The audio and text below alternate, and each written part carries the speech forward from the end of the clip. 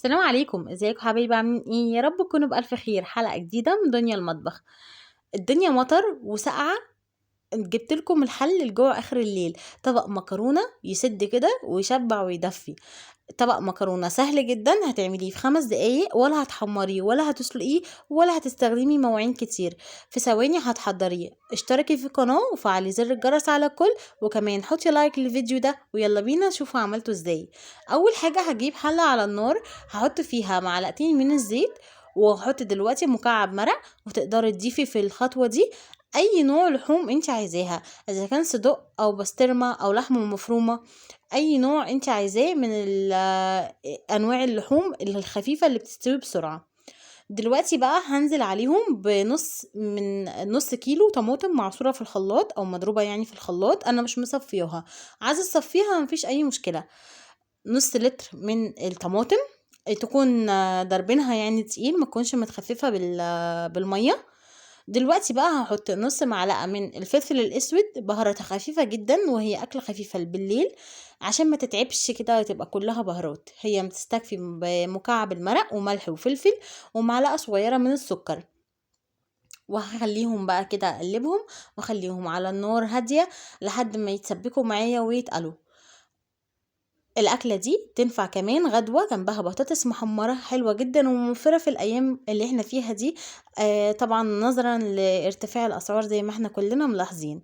دلوقتي بقى بعد ما اتسبكت التسبيكة بتاعتي اللي هي الطماطم، يعني بعد ما اتسبكت هنزل عليها بمعلقتين من الصلصة، معجون الصلصة الجاهز. وانتوا شايفين هي بتبقبق كده، هي كده استوت، يعني هي كده اتسبكت حلو وطعمها هيبقى متسبك، يعني مش هتبقى نية. بعد ما حطيت الصلصة هضيف كمان نص، يعني حوالي كوباية ونص او كوبايتين من المية، عشان تخف معايا. انا المكرونة دي مش هسلقها ولا هعمل فيها اي حاجة، انا هحطها زي ما هي كده نية. فلازم اخفي الصلصه بميه عشان المكرونه بتاعتي تستوي. وطبعا مقدارك على حسب مقدار المكرونه اللي انت هتستعمليها، على حسب المقدار اللي انت هتعمليه. انا النهارده عامله نص كيلو مكرونه كامل، يعني 500 جرام. الكيس انا مزوده عليه تاني، يعني ان الكيس بيبقى 400 جرام، انا مزوده من كيس تاني. تمام. بعد بقى اهم حاجة ان انتي شايفين انا بعمل ايه، شايفين المكرونة يا دوبك تبقى عقلة من المية بتاعتها، يعني تحطي لو انتي هتحطي ايدك كده تبقى مقدار عقلة فوق المكرونة. تمام. انا بقولك هنا ما تغطيهاش، يا دوبك بقى انتي في المرحلة دي اول ما هي غليت المية، بعد ما حطينا المية غليت سقطنا المكرونة، وهتفضلي تقلبي فيها وعلى نار هادية خالص. ما بتاخدش كتير، يعني يا دوبك هي انا بقولك تحضيرها كله 10 دقايق، مش بتاخد اي حاجة والله العظيم من غير حلفان.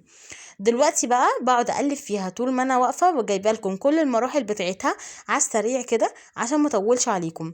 ولو لسه ما حطيتوش اللايك يا ريت تحطوا اللايك. دلوقتي بقى بقعد اقلب فيها زي ما انتوا شايفين، هي بتبقبق كده، هي نفس يعني نفس مراحل المكرونه المبكبكه او المكرونه الجاريه. بس طبعا دي احنا مظبطين فيها شويه حاجات كده عشان تبقى سهله علينا وبسيطه، تسد كده الجوع وتدفينا. طبعا بنيجوا من بره بنبقى سعانين جدا، او بالليل بتبقى الساعة جامدة جدا، بتبقى محتاجين حاجة يعني تسد كده معانا وتدفينا. ما فيش غير طبق المكرونة ده، صدقوني. شايفين بقى كده كل ما انتي تقلبي هي اتشربت كل الصوص. في الاخر بقى معايا جبنة شيدر، سوري جبنه رومي اللي هي الجبنه التركي، ومعايا كمان قطعتين من الجبنه الموزاريلا دي مبشوره، بس هي عشان كانت في التلاجة فمجمده على بعضها كده. انا بقى هحطهم دلوقتي على المكرونه بعد ما شربت كل الصوص بتاعها واستوت معايا، بروح نازله ايه بالجبنه دي. هي الجبنه ساحت بقى فيها، وشايفين انا قربت لكم بقى هنا كده الكاميرا شويه، شايفين إيه الخيوط بتاعت الجبنه؟ تحفه، وبتبقى ريحتها جامده جدا. ما تزودوش في توابل او حاجة عشان طعم الجبنة يبان. شايفين بقى كده هي بتمط بقى كده معايا وبتلزق كده في بعضها.